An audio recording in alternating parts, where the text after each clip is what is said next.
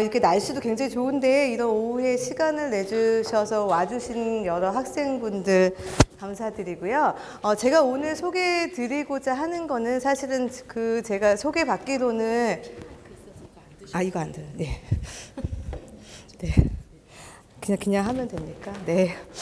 제가 소개를 듣기로는 그 융합 콜로키움의 다양한 전공 분야의 학생들이 여기 모이고 다양한 교수님들이 관심을 많이 가지신다고 해서 제가 바이오메디컬 엔지니어링의 현재 그 새로 생긴 학과의 학과장을 맡고 있는 관계로 바이오메디컬 엔지니어링이 무엇인가 여기에 대해서 잠깐 소개를 해드리고, 특히 제가 하는 연구가 뇌과학 연구 중에서도 이미징이라는 영상 툴을 이용해서 뇌과학 연구를 하고 있는데, 그 뇌과학 이미징 연구에 대해서 굉장히 기초 수준의 아주 좀 브로드한 얘기를 좀 해드리는 걸로 제 턱을 마무리하도록 하겠습니다.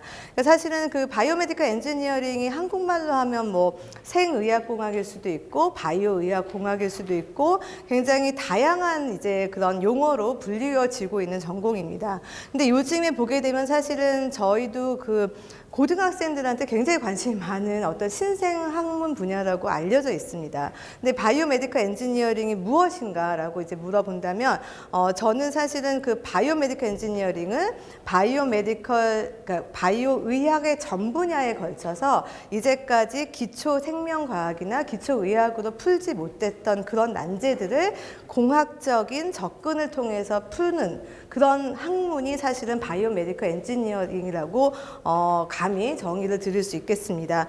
사실은 바이오메디컬 엔지니어링은 바이오메디컬 전 분야를 커버하기 때문에 그 분야가 굉장히 넓습니다. 그리고 사실은 우리나라에서는 이게 어떻게 신생융합학과로 알려져 있는데, 사실은 이 역사가 굉장히 깊은 학문 중에 하나입니다. 그러니까 저도 사실 90년대 중반에 미국에 가서 PhD를 받았는데, 제 학위가 바로 바이오메디컬 엔지니어 학위를 받았고요. 미국에서나 유럽에서는 한 1980년대부터는 굉장히 좀 각광을 받는 그런 학문 분야입니다. 그래서 여러분들이 여기 그림에 보시다시피 이런 다빈치 로봇 수술이라든가 여러 가지 뭐 그 MRI나 팩 같은 기계들도 바이오메디컬 엔지니어들이 합심을 해서 개발한 기계로서 요즘에 사실은 그런 어떤 기초의학이나 생명과학 이외에 어떤 기술이 들어간 분야에 많이 관여하고 있는, 그러니까 한마디로 저희가 세포 엔지니어링, 뭐 지네틱 엔지니어링부터 뭐 본을 대체하는 뭐 이런 어떤 새로운 장기나 새로운 뭐 뼈를 만드는 이런 부분까지 굉장히 브로드한 영역을 커버하고 있는 게 바이오메디컬이라고 할 수가 있겠습니다. 그래서 요즘 저도 사실은 제가 BM이라는 학과장을 맡고 있고 학생들도 관심은 굉장히 많은데, 저희가 왜 작년에 이런 새로운 학과를 세웠나, 그 내면에는 이 BM이라는 학과가 예전부터 있는 학과임에도 불구하고 저희 나라에서는 좀 신생으로 알려져 있는데, 사실은 그 면면을 들여다보면은 지금 여기 자료에 보시다시피 2013년, 2014년 2년 연속으로 미국 CNN이라는 그런 저명한 그런 기관을 보게 되면은 가장 각광받는 100대 직업 중에 1위가 바이오메디컬 엔지니어라고 기술이 되어 있고, 그 세계적인 잡지인 포브스사에서도 가장 Most Valuable College Major로 바이오메디컬 엔지니어링을 꼽고 있습니다. 그러니까 이런 식으로 지금 뭐 미국의 어떤 아이비리그 같은 학교를 보게 되면은 바이오메디컬 엔지니어링이 좀 공학하는 학생들에서는 가장 가고 싶은 전공 분야 1위에 해당하는 지금 분야가 BME이고, 그래서 사실은 BME가 미국에서는 은어로 이렇게 얘기한대요. 비즈니스 메이저 이벤추얼리. 그러니까 처음에는 BME로 다 가고 싶어 하는데 1학년, 2학년 성적으로 이제 이게 과가 나눠지는데 결국은 비즈니스 메이저로 흘러가는, 그래서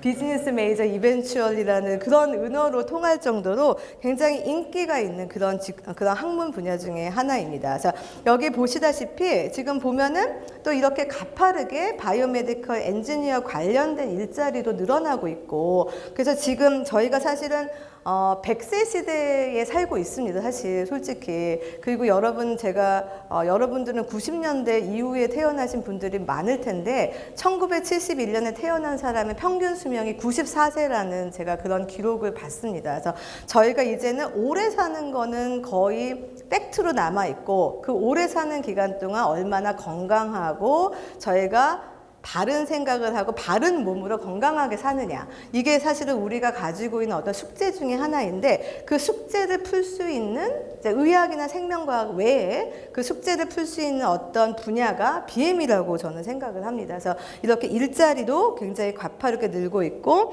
여기에 발맞춰서 저희 나라에서도 뭐 삼성에서도 뭐 의료기기 사업을 신수종 사업으로 하고 여러 가지 다른 이제 그 국제 글로벌 기업에서도 이 바이오메디컬 엔지니어 관련 어떤 투자도 많이 하고 여기에 대한 어떤 잡이라든가 이런 것들을 많이 신경을 쓰는 그런 이제 다 상황에 저희가 놓여져 있습니다. 그래서 사실은 바이오메디컬 엔지니어링을 하다 보면은 아까 제가 말씀드린 것처럼 굉장히 브로드한 이제 영역을 저희가 다루기 때문에 학생들이 조금 더 의아해할 수도 있습니다. 왜냐하면 이걸 전공하고 과연 무엇을 하느냐? 제가 병원에서 계속 일을 합니까? 라는 학생들도 굉장히 많고 뭐 로봇공학, 특히 요즘에 알파고 때문에 엄청나게 인기가 많은 인공지능 관련도 사실은 BM의 한 분야일 수 있고요. 그러니까 이런 걸 하게 되면 어디로 가느냐 이렇게 얘기를 하고 있는데 사실은 여기를 보시다시피 이게 이제 미국의 어떤 학교에서 저희가 그 벤치마킹을 하면서 가져온 자료인데 보시게 되면은 뭐 엔지니어링 뭐 펌부터 시작해서 몰레 분자 생명과학,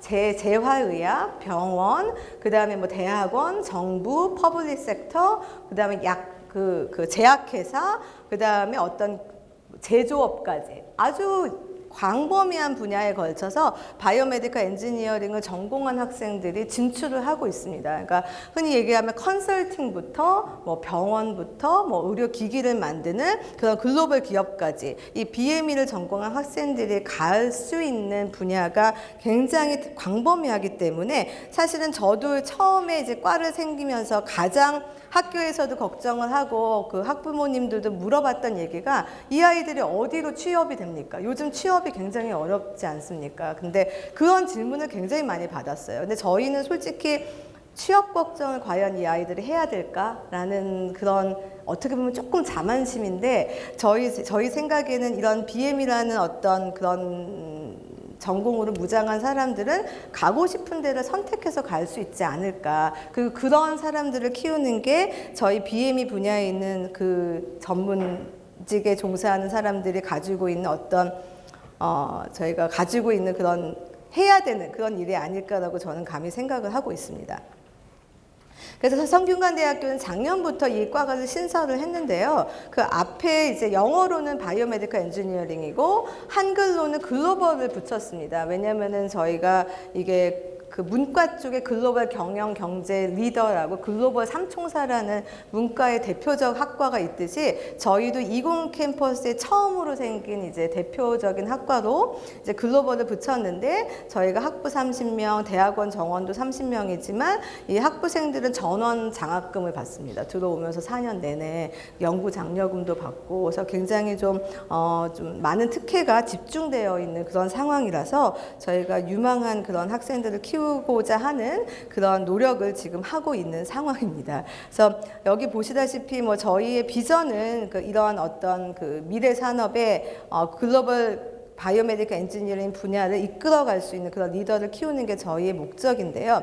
여기 지금 보시다시피 현재까지 11명의 전임 교수와 23명의 그 겸임 교수들로 구성이 되어 있고 전임 교수들의 면면을 살펴보게 되면은 사실 여기 계시는 김성기 교수님, 저희 그 IBS 뇌과학 이미징 센터의 디렉터로 계시고 미국에서 한 35년 정도 교수 생활을 하시다가 그걸 접고 한국의 후학을 좀 양성하시겠다는 그런 뜻을 가지고 건너오신 김성기 단장님을 비롯해서 MR 피직스, MR 엔지니어링 하는 교수님들이 상당수 포진하고 계시고 바이오 머티리얼, 그 다음에 여기 두 분은 사실은 non-human primate, 영장류 연구를 통해서 그 뇌를 연구하는 그런 교수님들도 저희가 영입을 했고 바이오 머티리얼과 인지신경과 이런 쪽을 커버하는 교수님들로 지금 구성이 되어 있습니다. 그래서 사실은 이렇게 저희도 사실은 아까 말씀드렸지만 저희가 티슈 엔지니어링부터 뭐 올간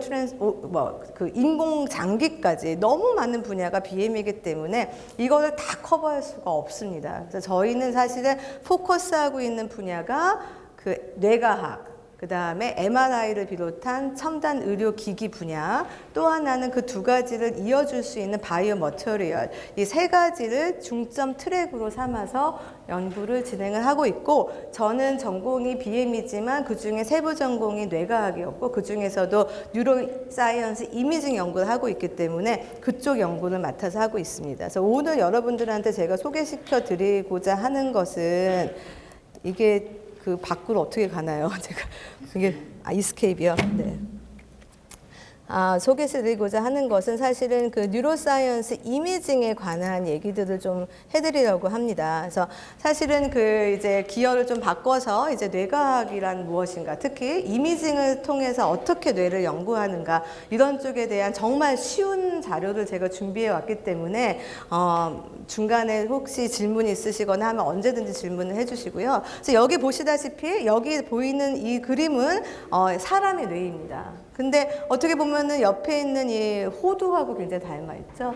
그래서 이게 사람의 대뇌인데, 대뇌의 가장 큰 특징은 여기 보시다시피 굉장히 많은 주름으로 이루어져 있다는 것입니다. 그리고 사실 뇌 안에는 우리가 뇌세포가 어마어마하게 많습니다. 거의 100 빌리언 넘버의 신경세포들이 있는데, 이 신경세포들이 100 빌리언 하면 저도 처음에 이게 가슴에 와닿지가 않았어요.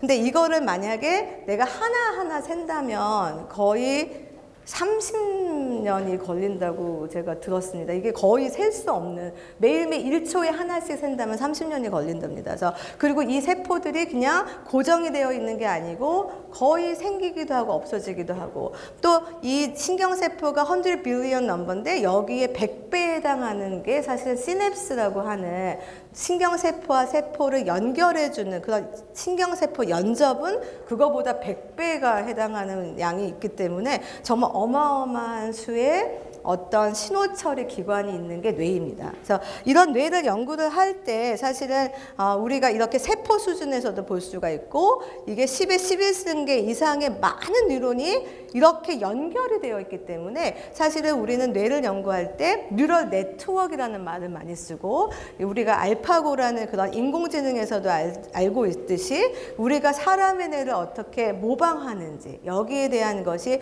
미래 테크놀로지의 키가 담겨져 있다고 해도 과언이 아닙니다. 근데 이렇게 많은 신경세포란 많은 네트워크, 굉장히 복잡한 네트워크를 가지고 있는 뇌를 우리는 어떻게 연구를 해야 되는지, 근데 굉장히 많은 분야에서 저희가 연구를 진행을 할 수가 있습니다. 그러니까 어떤 식으로 우리가 접근하느냐에 따라서 뇌과학 연구가 결정이 되는데, 우리가 만약에 분자 수준에서 접근하면은 분자신경과학, 세포 수준에서 접근을 하면 세포신경과학, 그 다음에 전체 홀 브레인이면은 시스템 신경과학, 이런 식으로 나눠집니다. 근데 여기에 제가 가지고 있는 이 슬라이드를 보시면은 이걸 제가 센텐스를 읽겠습니다. 분화 1일째의 신경계 줄기세포는 신경줄기세포 표지자 신호의 분포가 많고 신경세포 표지자 신호는 생성되기 시작하다. 이런 센텐스를 보고 여러분이 무슨 소리인지 잘 모르시겠죠? 근데 이거를 이미징으로 보게 되면은 이게 지금 분화 1일째의 신경구, 그러니까 줄기세포입니다. 근데 분화를 시작한 지 1일째 될 때고,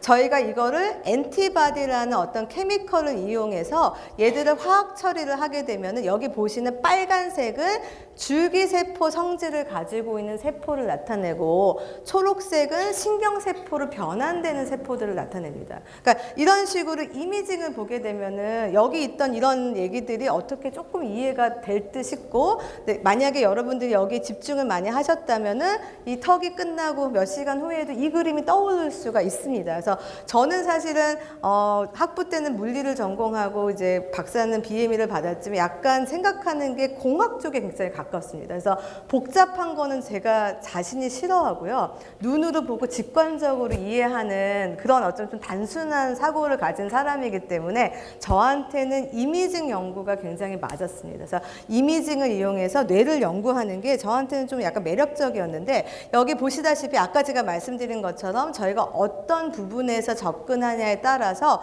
이게 각각의 영역의 신경과학의 연구의 방법들이 바뀌는데 이 중에서도 저희가 이 뉴런부터 네트워크 전체의 맵, 홀 시스템을 저희가 한눈에 볼 수 있는 게 이제 광학 이미징, 옵티컬 이미징이나 MRI 등을 이용한 영상 기법 이미징 연구들이 여기에 해당하게 됩니다. 그래서 예전에 그러니까 1990년 정도까지는 이렇게 싱글 세포 기록, 그러니까 싱글 세포 리코딩이라는 일렉트로피지올로지, 전기 생리학적인 방법이 대세를 이뤘어요. 저도 사실은 그걸로 박사학위를 받았는데 저게 뭐냐면은 이렇게 세포 하나하나의 어떤 활동을 탐침을 넣어서 하나하나씩 리코딩을 하는 거예요. 근데 지금 뇌 안에 11승계의 세포가 있는데 그거 하나하나 재다 보면은 정말 백날이 걸립니다. 이게 조그만 걸 알려고 해도. 그래서 저도 사실은 4년 동안 똑같은 일을 매일매일 지속을 해서 세포를 500개 리코딩을 했거든요. 그래서 그런 식으로 하는데 500개는 솔직히 11승계에 비하면 너무나도 작은 숫자죠. 그래서 저희가 예전엔 그렇게 연구를 진행을 했는데 지금은 이미징 방법을 훨씬 프리퍼한다는 것을 알려드리고 싶습니다. 그 중에서도 MR이나 뭐 펫이나 CT 이런 것들은 여러분들도 잘 아시지 않습니까? 근데 이런 걸 하려면 좀 돈이 많이 들고 또 특히 MRI 같은 거 저희도 센터에 MR을 드릴 때 보니까 뭐 밑에 뭐 바닥부터 천장까지 다 그 나부로 감싸야 되고 그 시설 기반 투자 비용이 어마어마하고 유지도 힘들고 굉장히 많은 제약이 있습니다. 좋은 점도 물론 많죠. 근데 이 중에서 광학 이미징이라고 제가 주로 쓰는 방법들은 광학 이미징인데 얘들은 약간 어떻게 보면 조금 쉽습니다. MR이나 펫에 비해서. 그럼에도 불구하고 저희가 뇌과학에서 필요한 정보들을 제공해주는 그런 툴을 많이 가지고 있기 때문에 요즘은 광학 이미징이 좀 각광을 받고 있습니다. 근데 광학 이미징도 내가 어떤 걸 보느냐에 따라서 여러 가지로 나누는데 첫 번째 제가 잠시 소개드리면은 셀룰러와 분자 수준의 연구를 하는 것도 역시 광학 이미징으로 할 수 있는데 아까 보여드린 그림처럼 그렇게 어떤 세포에서의 변화를 자세히 보는 연구들을 우리가 컨포컬 마이크로스코픽 이미징이라는 그런 기계를 가지고 실시를 합니다. 여기 보게 되면 컨포컬 마이크로스코피는 형광 이미징이고요. 이걸 레이저를 투과를 하게 되고 저희가 이 형광은 어떻게 그 조직에 투여를 하냐면은 얘네들이 사실은 살아있는 조직 세포이기 때문에 각각이 발현하고 있는 단백질들이 다릅니다.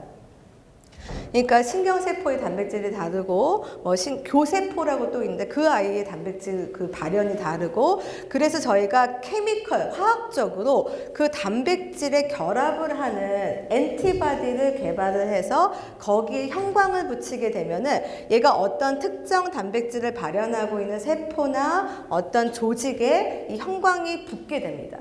그리고 이 형광 붙은 거를 저희가 컨포컬 마이크로스코피라는 기계를 통해 보게 되면은 이런 식으로 정말 어떻게 아트 같은 뷰티풀한 그런 이미지들을 얻게 되는 게 컨포컬 마이크로스코피 이미징이고 이거는 뇌과학뿐만이 아니라 모든 생명과학 분야에 아주 많이 쓰이고 있는 그런 광학 이미징 중에 하나입니다.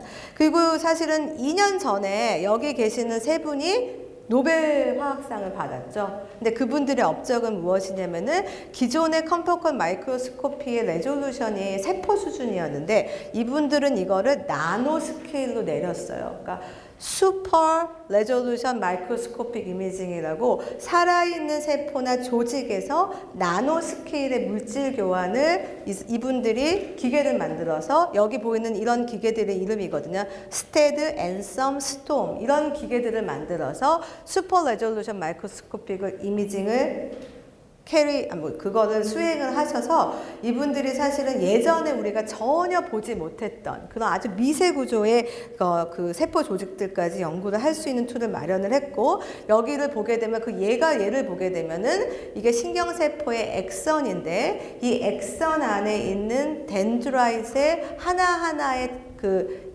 액선 다발, 그러니까 신경섬유 다발의 한 개 한 개 여기 보시게 되면 이런 것들의 구조를 예전에는 이걸 볼 수가 없었거든요. 근데 이런 기계들을 통해서 저희한테 보여줄 수 있는 그런 이제 툴들을 마련하게 되었죠. 그래서 이런 것들이 현재의 그 몰레큘러 세포 수준의 옵티컬 이미징인데 저는 사실은 가장 관심 있는 거는 살아있는 뇌의 기능입니다. 저는 그 많은 사람들이 살아있는 뇌에 관심이 많기 때문에 살아있는 뇌를 연구를 할 수 있는 방법들을 또 사람들이 궁금해하는데 이거는 perfusion related optical imaging이라고 합니다. 여기 perfusion은 사실은 혈류에 관계되는 거거든요. 그러니까 우리가 살아있는 상태를 유지를 하려면 피가 굉장히 필요하죠. 피가 옥시전과 글루코즈를 공급해 주니까. 그래서 이런 혈류의 변화량과 관계된 옵티컬 이미징을 가지고 저희가 뉴로사이언스 연구를 하는데 이런 것들이 사실은 굉장히 종류가 많습니다. 여기 보시다시피 옵티컬 코어런스 토모그래피, 그러니까 CT라는 거에서 착안해서 만든 거, Diffuse Optical Tomography, DOT라고도 하고, Near Infrared Spectroscopy라고도 하고, Optical Recording of Intrinsic Signal 이런 것이라고도 하는데 이게 전부 다 perfusion을 가지고 실시하는 광학 이미징의 기술 방법들입니다. 근데 제가 이거를 이제 위에 두 개는 좀 어려워요. 이거는 이제 CT 같이 굉장히 3차원적으로 이미징을 재구성해야 되고 굉장히 많은 컴퓨테이션 파워도 들어가야 되고 그래서 첫 번째와 두 번째는 조금 어려운데 세 번째하고 네 번째는 제가 좀 이거 설명드리기 좀 창피할 정도로 굉장히 간단합니다. 자, 이 경우에는 사실은 필요한 게 뭐냐면은 아주 좋은 CCD 카메라를 구하는 게 관건이고요. 나머지는 그냥 일정한 빛을 쪼여주면은 되는 게 이 NIRS, Near Infrared Spectroscopy와 Optical Recording of Intrinsic Signal의 기본 원리입니다. 근데 이게 어떻게 가능하냐? 저게 말도 안 되게 저렇게 쉬울 수가 있을까요? 라고 말을 많이 물어보시잖아요. 근데 이렇게 되는 이유가 뭐냐면은 저희가 혈액 안에 있는 산소를 전달하는 게 뭐죠? 적혈구죠. 적혈구 안에 헤모글로빈. 근데 그 헤모글로빈이 사실은 몇 개의 산소 분자를 캐리하는지 알고 계십니까? 풀 컨디션일 때 4개의 산소 분자를 캐리를 하게 되는데요. 이렇게 헤모글로빈이 산소를 완전히 가지고 있을 때를 저희가 억시 히모글로빈이라고 해요. 근데 이때 이 억시 히모글로빈이 여기 보면은 HbO2라 그러고, 근데 만약에 신경세포나 뭐 심장세포나 세포가 일을 하게 되면 산소를 필요해서 헤모글로빈이 산소를 제공을 해줘야 되거든요. 근데 이때 보통 3개의 산소 분자가 헤모글로빈에서 세포로 이동을 합니다. 그러면 헤모글로빈 입장에서는 4개를 가지다가 3개를 뺏기고 하나만 남게 되죠. 이때를 우리가 디옥시 히모글로빈이라고 합니다. 이걸 우리가 HBr이라고 해서 여기 커브에 나오는 이거가 되는데 그 물리학자와 물리화학자들이 이 상태에서의 업소션 커브, 그러니까 빛을 쪼여줬을 때 얘들이 얼마만큼의 빛을 흡수하느냐를 이런 식으로 커브를 아주 잘 정량화를 해놨습니다. 이거는 그냥 물리니까 누가 재도 이 커브가 나오게 돼 있죠. 근데 이게 왜 중요하냐 보시면은 우리가 어떤 파장대를 선택하느냐에 따라서 어떤 종류의 시그널을 내가 추출을 할 수 있는지가 결정이 됩니다. 그래서 여기 보시게 되면 내가 그린 웨이브랭스, 그 중에서도 이 두 가지 커브가 만나는 이런 점들이 있지 않습니까? 근데 이 점들을 영어로는 아이소베스틱 웨이브랭스라고 하고 이 점들이 그러니까 옥시 히모글로빈과 디옥시 히모글로빈의 양이 동일하게 되는, 사실은 그 두 개가 동일하면은 혈액의 전부죠. 그래서 이 포인트에서 측정할 수 있는 시그널은 토탈 블러드 볼륨에 관계된 정보를 제공하게 됩니다. 그리고 내가 만약에 오렌지 웨이브랭스 쪽으로 가다 보면은 이 두 개의 커브가 다른 거가 보이게 되죠. 그러면 내가 어떤 파장대를 선택하느냐에 따라서 디옥시도 잴 수 있고 옥시도 잴 수 있고. 사실은 이것들을 이용해서 뒤에 보시면은 이런 식으로 아주 간단합니다. 셋업 자체가. 그래서 여기 보시면 동물을 살아있는 상태에서 두개골을 벗기고, 두개골을 벗기지 않으면 이 가시광선은 침투를 할 수가 없어요. 그래서 두개골을 꼭 벗겨야 되고, 이 상태에서 내가 광을 쪼여주는데 이 광을 여러 가지 파장대를 바꿔가면서, 왜냐하면 우리가 여러분 고등학교 때 2원 1차 방정식 같은 거 배우셨잖아요. 베리어블이 2개면 적어도 이퀘이션은 2개 이상이 돼야 되기 때문에 내가 파장대를 2개 이상을 선택을 해서 쪼여주게 되면은 저희가 옥시와 디옥시 헤모글로빈의 양을 정량화할 수가 있어요. 그래서 이런 식으로 많은 랩에서 휠 체인저라고 하는 시스템을 개발을 해서 내가 필터를 바꿔주면서 이런 정보들을 추출을 합니다. 그러니까 사실은 이게 전부 다예요. 믿거나 말거나. 굉장히 믿기 어렵지만 아주 간단합니다. 그래서 이것들이 MR이나 펫에 비해서 그거의 한 100분의 1 정도의 가격을 가지고 셋업을 할 수 있는 장치이기 때문에 요즘은 많은 실험실 수준에서 이 옵티컬 이미징 시스템을 구비를 하고 뇌 연구를 하고 있죠. 그래서 이런 걸 통해서 그럼 무엇을 보느냐. 여기 보시면은 사실은 이 알록달록하고 예쁜 그림이 있지 않습니까? 근데 이게 사실은 뇌에서 기능하고 있는 부분을 매핑한 겁니다. 이게 뭐냐면은 사실은 굉장히 좀 클래시컬한 토픽이에요. 여러분들 여기 보시면은 우리의 시각 피질, 그러니까 비주얼 콜텍스가 이 뇌 뒷부분에 위치를 하게 되는데 이 시각 피질의 어떤 부분에서는 신경세포들이 좋아하는 방향의 빛에만 반응하는 그런 아이들이 있어요. 그런 아이들이 이렇게 모여 있어요.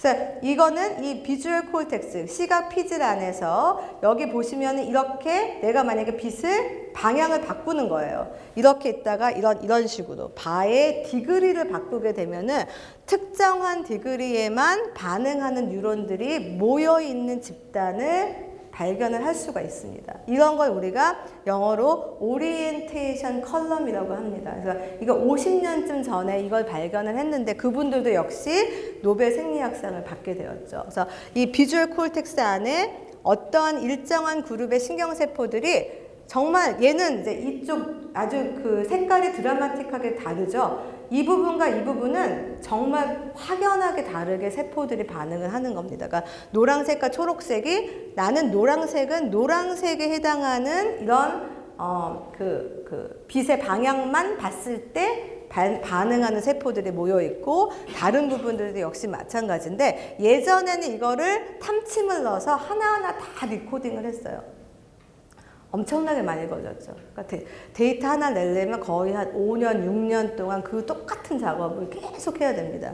정말 많이 걸렸고 동물들한테도 사실은 좀 못할 짓을 하는 거고 근데 요즘은 이거를 갖다가 광학 이미징을 통해서 광학 이미징으로 사진을 찍게 되면은 이런 식으로 뇌의 조직이 그냥 보이는데 이게 이제 멍키의 비주얼 콜텍스 사진이고 멍키들이 이렇게 앞에서 이제 그 스크린에 변하는 바의 방향을 보는데 우리가 뒤를 광학 이미징으로 지금 측정을 하고 있는 거예요.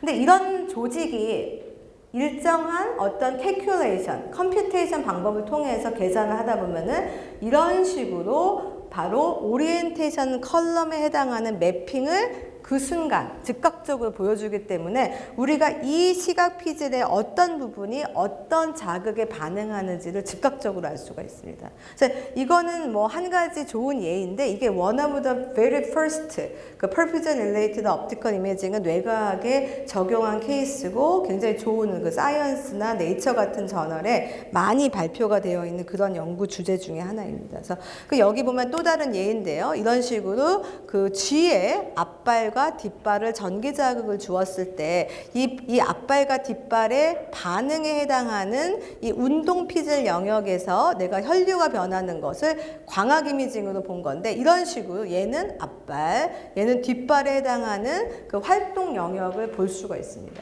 그래서 내가 만약에 콜텍스 안에서 그 순식간에 변하는 그런 어떤 혈류 변화와 연관된 그런 것을 금방 보고 싶다. 그럼 이 방법이 굉장히 좋겠죠. 그래서 이건 저희 방에서 지금 진행하고 있는 연구 주제 중에 하나가 스트레스를 연구를 하고 있습니다. 저희가 사실은 저도 이걸 보고 좀 무서운 연구 중에 하나인데 이게 크로닉 스트레스가 저희가 생각하는 것보다 훨씬 더 심각하게 나쁜 영향을 줍니다. 그래서 이걸 보시면 조금 더 충격적이실 수가 있는데요. 그래서 보시면은 여기는 보통 아이, 여기는 스트레스를 3주 동안 받은 애, 여기는 스트레스를 6주 동안 받은 거고 빨간색에 해당하는 게 사실은 혈액 양의 변화, 혈액 양의 변화입니다. 그래서 보시면은, 아이고, 왜 이러지?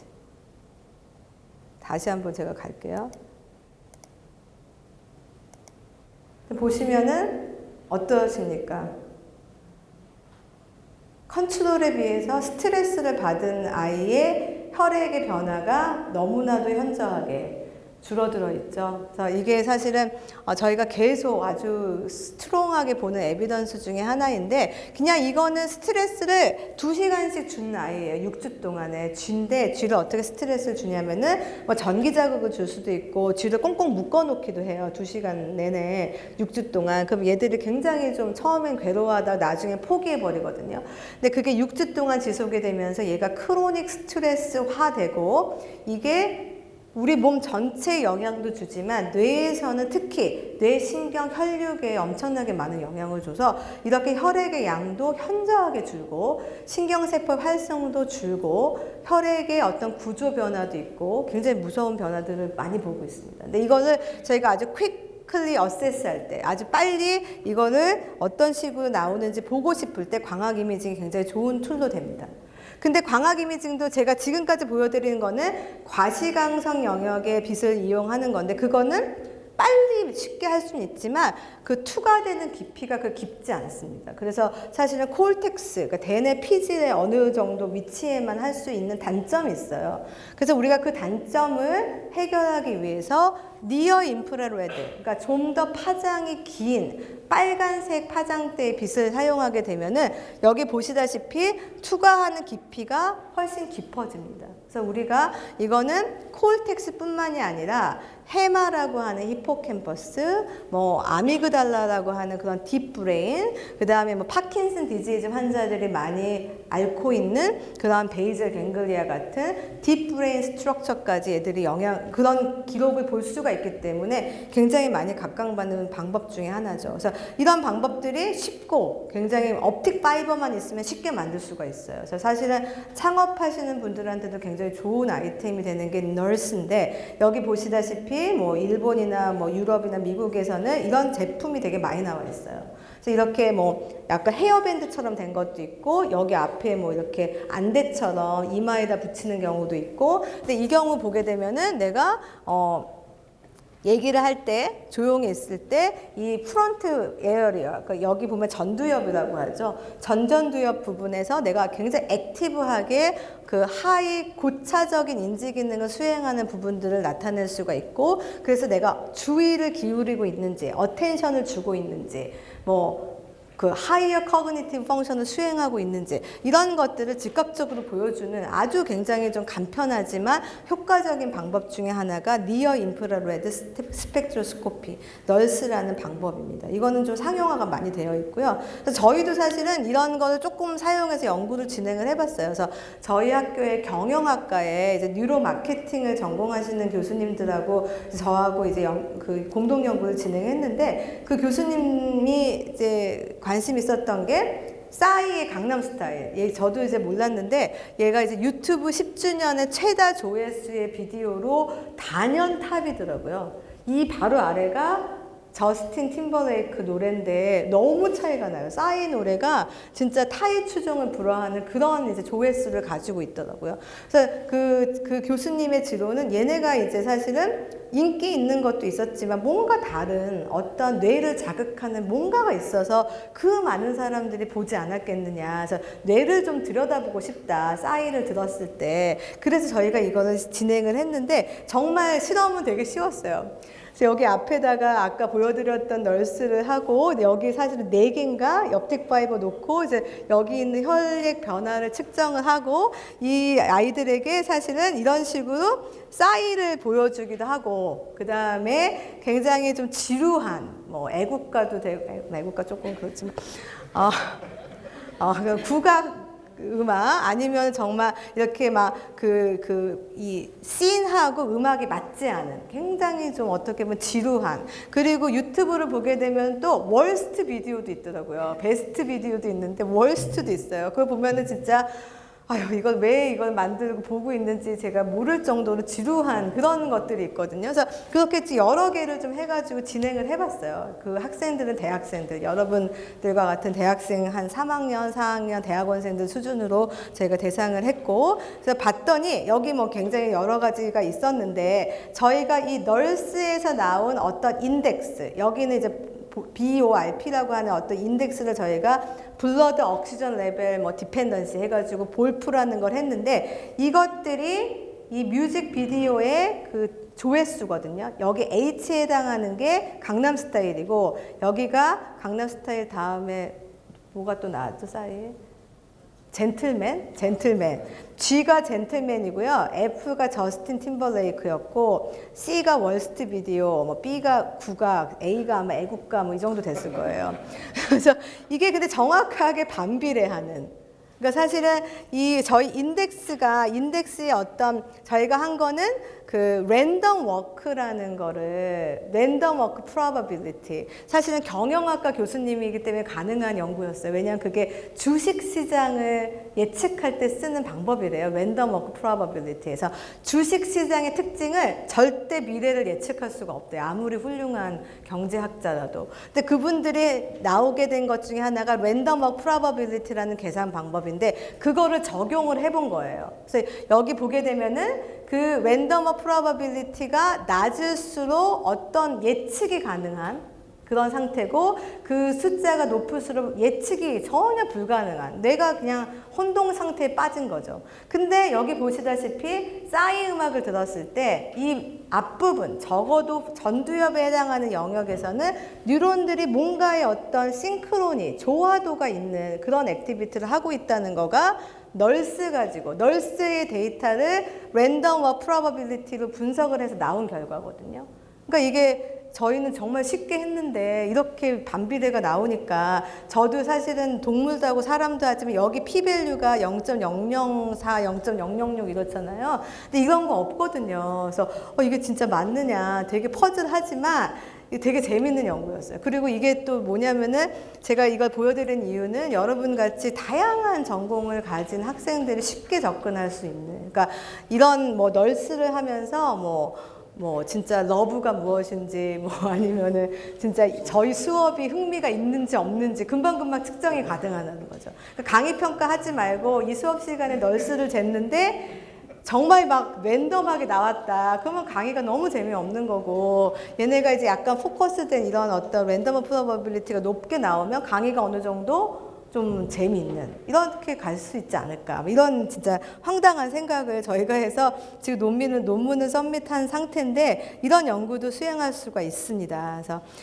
이런 연구들은 사실은 그런 어떤 내재적인, 저희가 사실은 가지고 있는 블러드를 사용해서 연구를 하는 그런 이미징인데, 지금 잠깐 하고 끝날게요. 그 다음에는 저희가 사실은 우리 내재적이지 않은 시그널들, 그러니까 사실은 뭐 화학적 다이를 뿌려줘서, 여기 보시면은 이제 칼슘 다이, 볼테지 센시티브 다이, 뭐 이런 것들이 있는데, 얘들은 그 볼테지 센시티브 다이는 세포막에 막전이라는 게 변해야 되거든요. 세포가 활성이 되려면. 근데 막전이가 변할 때마다 이 다이가 광학 시그널을 내는 그런 다이가 있어요. 되게 특별한 다이죠. 근데 그런 것들을 뿌려주면 뉴런 액티비티가 올라갈 때 광학 시그널들이 나와요. 그래서 내가 빛을만 봐도 얘가 뉴런이 활성이 됐는지 활성이 안 됐는지를 알 수가 있고, 또 똑같이 이거는 제가 넘어가면은 이제 이게 볼테지 센시티브 다이라는 거를 스테이닝한 그런 브레인 에어리어가 되겠고, 이게 이런 식으로 블루 다이를 딱 뿌려주는 거예요. 아무것도 안 했어요. 그리고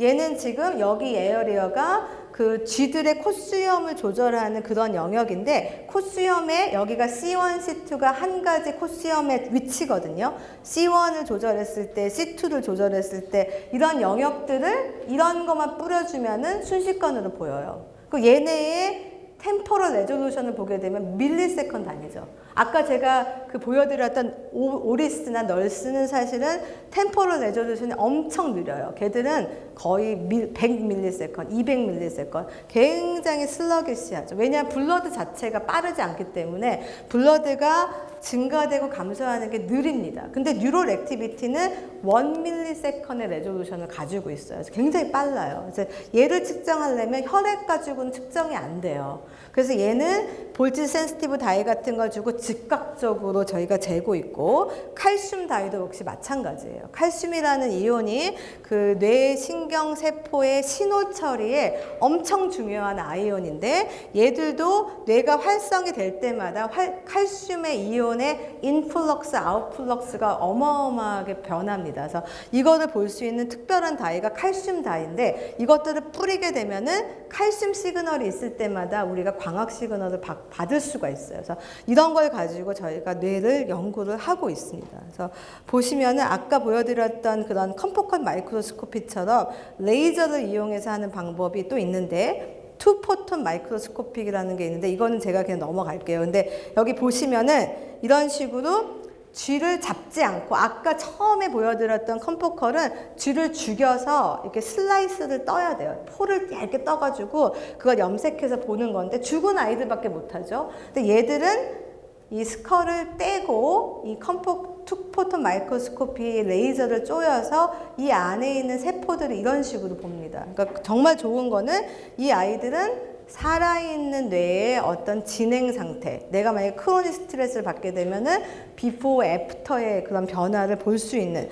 그런 것들이 투포톤 마이크로스코피고, 여기는 저희 이제 랩에서 구하는 건데, 빨간색이 혈관, 여기 보시면 노란색에 해당하는 게 저희 신경세포 중에 한 가지 종류인 뭐 파발뷰민이라는 그 단백질을 표현하는 세포인데, 이런 식으로 살아있는 그 동물의 뇌에서 볼 수가 있습니다. 그래서 이런 식으로 세포의 혈관과 세포를 정말 깊은 영역까지 추적이 관찰이 가능하고, 여기 보시다시피 뭐 데이 1부터 데이 40까지의 어떠한 크로닉한 상태의 변화를 측정을 할 수가 있고, 아까 제가 말씀드린 크로닉 스트레스, 여기 보시면은 컨트롤은 뭐 0주, 3주 별 변화가 없어요. 근데 스트레스를 받고 비포 애프터를 보시면 위에는 이런 식으로 지저분하게 혈관이 변하는데, 내부에서도 혈관이 엄청 가늘어지고 이 브랜치도 많아지고 이런 상태가 됩니다. 그러니까 사실은 스트레스 많이 받고서 머리 터졌다는 그런 뉴스 많이 나오잖아요. 근데 그게 정말 일리가 있습니다. 이런 걸 보게 되면 당연히 그런 일이 일어날 수밖에 없고, 또 하나는 여러분들 BBB라고 블러드 브레인 베리어라는 게 있거든요. 뇌혈관 벽이 아주 튼튼해야지 얘네가 불순물도 침투를 안 하고, 또 대신에 안에 있는 것도 빠져나오지가 않는데, 병이 들었거나 혈관이 약해지면 BBB라는 게 깨어집니다. 그래서 보시게 되면 스트레스를 받았을 때 컨트롤에 비해서 이 형광 물질이 빠져나오는, 혈관 밖으로 빠져나오는 속도가 굉장히 크고 많고, 이런 것들을 보면서 아, 스트레스 효과가 엄청나구나. 근데 이게 투포톤 마이크로스코피가 없었으면 이런 연구하기가 되게 힘들었겠죠. 그래서 여기까지 제가 급하게 준비를 한 건데, 보시다시피 광학 이미징을 이용한 굉장히 많은 연구들이 진행이 되어 있고, 여기 보시면 아시겠지만 뭐 사이언스, 네이처, 셀 같이 정말 하이 프로파일 저널에서도 이런 그 이미징을 이용한 뇌과학 연구들이 많이 소개가 되고 있습니다. 그래서 사실은 진짜로 이런 날들이 뭐 금방 올 수도 있어요. 아까 제가 강의 평가 얘기한 것도 사실이 될 수도 있을 것 같습니다. 그래서 만약에 뭐 자동차 운전할 때도 내 포헤드에 블러드를 재면서 얘가 졸고 있는지 정신을 차리는지 뭐 이런 걸 해서 졸고 있으면은 자동차가 멈춰버린다거나 뭐 이런 것들을 사람들이 생각하고 있는 것 같아요. 그래서 좀 저희가 실생활에 사용할 수 있는 그런 어떤 여지를 가지고 있지 않은 테크닉이지 않나 하고 저는 조심스럽게 말씀드리고, 오늘 저는 여기서 턱을 마무리하도록 하겠습니다.